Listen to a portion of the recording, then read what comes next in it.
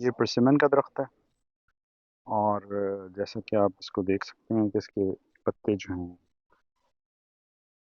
وہ اندر کی طرف فولڈ ہوئے،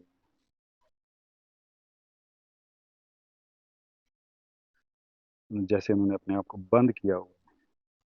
تو یہ جنرلی نشانی ہوتی ہے کہ موئسچر کی کمی ہے پودے کو، اور وہ پتا اپنا موئسچر کو سیو کرنے کے لیے اپنے آپ کو فولڈ کرتا ہے تاکہ کم سے کم موئسچر جو ہے وہ ہوا میں جائے.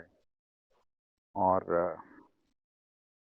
اس پہ پھل بھی کوئی نہیں اسی سٹریس کی وجہ سے. اور ابھی میں نے آج اس کو اچھی طرح سے پانی دیا تھا. کل تو نہیں، 2 3 دن میں پھر سے اس کو اچھی طرح سے پانی دوں گا، اور انشاءاللہ آگے امید ہے کہ اس میں اس کی جو ہیلتھ ہے وہ ڈیولپ ہوگی. بہرحال apologies for the background noise.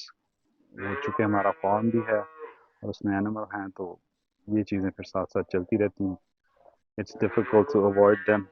I'm really hoping that my microphone system is going to help and reduce the background noise.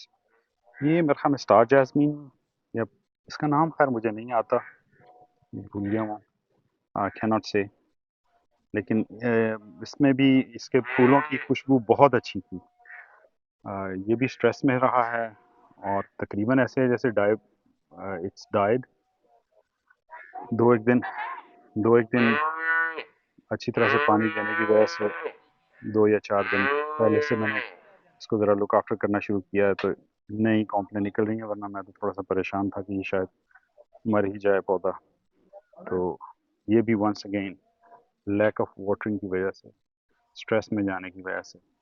لیکن بہرحال امید بنی ہے کہ انشاءاللہ اس پہ نئی گروتھ جو ہے وہ آنے لگی ہے.